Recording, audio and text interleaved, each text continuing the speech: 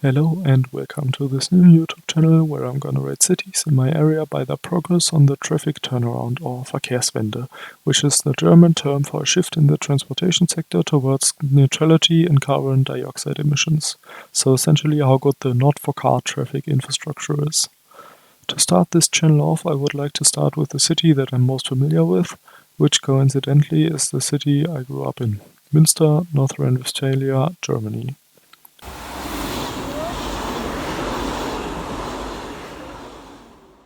Also, quick disclaimer, this video is solely based on my experiences and my research. If you know a better example or have a different opinion, that might be because you made different experiences and or live in another part of the city. So again, my video, my experiences. Right, some of you may have heard of the fact that this city is known as the bicycle city of Germany. And besides some smaller cities nobody cares about, it still holds that title thanks to its close distance to the Netherlands and a lack of other means of transportation, which I'll talk about in a minute.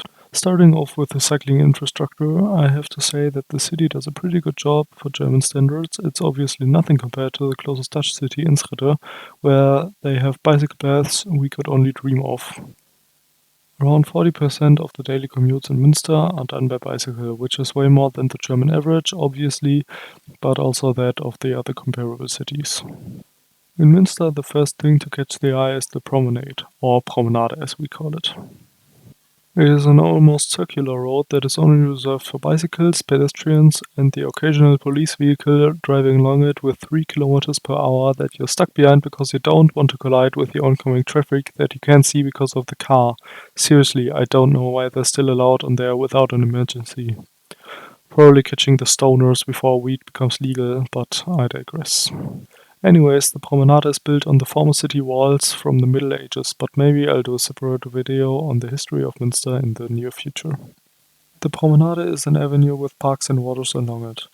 It is generally pretty quiet if it's not rush hour or the morning when it's used by very, very many people. Then it can be a little annoying, but it's usually manageable because guess what, bicycles are space efficient. I'm sure you have heard about space efficiency somewhere else. I'm not going to talk too much about that. However, I would like to inform you that these famous photos from 1990 were taken in the inner city as a show of political will towards space-efficient transport for the inner city.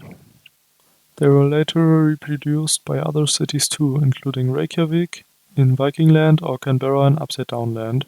Anyways, the promenade has this underpass which I think is amazing and is a blast to ride through if done regularly. Also, I don't know what the plan was here. Yes, there is an intersection in the way, but come on, you could have done better than this. The overall problem with the promenade, however, is that it's shown off way too often, as it's the go-to thing to talk about when talking about Münster's bicycle infrastructure. The rest is pretty average for German standards. Most bicycle lanes in the city are just a red extension of the sidewalk, which is pretty decent, I guess. At least you can't complain about drawn lights on the road here. Oh wait, you can? Well, turns out that we can't really get rid of them apparently. For example, take a look at this intersection which I have to cycle across every day. Well, I don't know the way to fix this. I think it's safe to say that this is not very safe. I drove between 2 buses there once, which was not fun whatsoever. There is also this cycle path right outside the main railway station, which again is between buses and cars. Like, come on, surely you can at least put some bumpers on each side of the cycle path for safety. However, the worst offender is probably the Ludgeri-Kreisel, which is a roundabout directly south of the inner city, which has no bicycle lanes at all. Seriously, if I come from here and wanna overtake someone turning into the roundabout from here, I could get seriously injured. I've been cut off on this roundabout countless times, and every time I wish this wasn't part of my daily commute. Besides that, I can't really complain. Here the streets are wide and the city is easily divertible by bike. Downtown you will find these signs at one-way roads everywhere.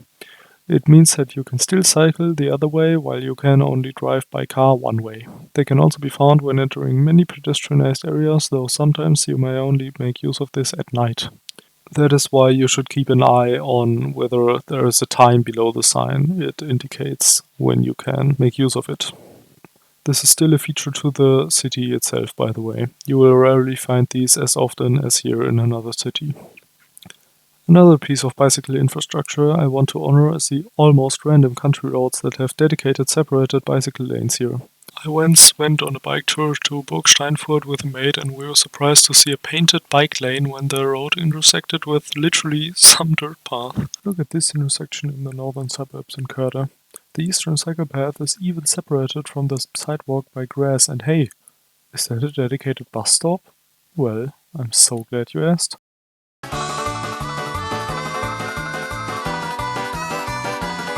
Why yes it is. Welcome to the public transport monopoly of the bus.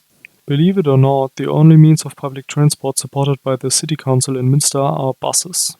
Those are the only one thing the city manages. And though we have a lot of dedicated bus lanes for them, this, in combination with Münster being a regionally important location for the retail sector, obviously still promotes motorized private transport, which was even welcomed by the city council. Honestly, no clue why. The university is pretty full, although not nearly as full as some other cities, to be fair. But hey, at least we have buses that run on hydrogen and electricity, right? On that note, did I mention that we used to have a tram here? And a trolleybus?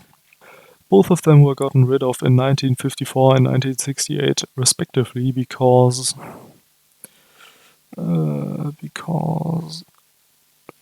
anyways, if the city council doesn't show political will for a tram or at least a trolleybus, we'll probably be stuck with what we have for the next 4 years thanks to this douche.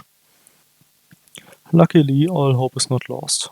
There have been multiple initiatives and proposals to increase the public transport in Münster. Most of them on rails because, well, we don't really need more buses and our streets are full enough already. We actually have several proposals for a so-called S-Bahn, which is a suburban train to reduce commutes done by motorized private transport comparable to the GO Transit in Toronto or Metro in Chicago. Or for fellow European viewers, it's like the Pendeltåg in Stockholm. Which would bring us to our last category to review.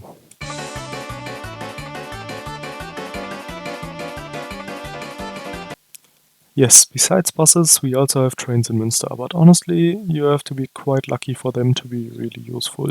Also, why didn't I mention our humble 8 stations across the widespread city? Well, because they are regional trains run by the national railway company DB or Deutsche Bahn and not by the city.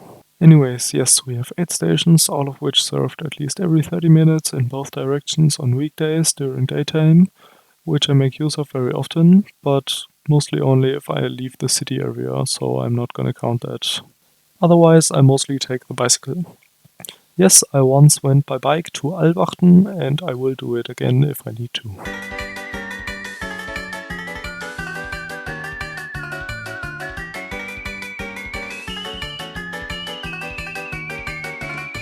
Well, to conclude, I gotta say that I feel like if I rank Münster highly now and then go to the Netherlands, the bars are gonna be very low, so I decided to set Münster the standard and rank it 5 out of 10. Also partially due to a lack of comparisons yet. The, how I'm gonna call it, Münster Index will from now on measure cities by their progression to a traffic turnaround, since I feel like it'll prove to be a comparably solid middle ground in Europe. I do want to recapitulate on what has been said though. Ultimately, the thing Münster will always show off with is the promenade. But it's more important to look at the smaller things, so for future videos I'm gonna try to capture cities as a whole.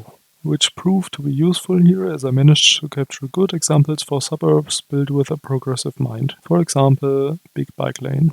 We have some trains which are right now our only way out of the rule of buses. The advantage is also obviously being that they don't have to wait in traffic. Personally, I only use buses very rarely. I rather go by bike for health reasons, but I would never discourage people from using buses rather than cars.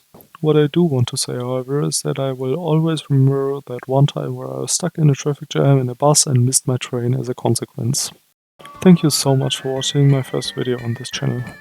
I will certainly upload more city reviews as I want to have a reason to travel a bit, maybe visit the Netherlands as long as I still can, as my family and I are planning to actually move out of the city, which I really miss, but I'll of course also get a whole new area of cities to explore, so that's a plus.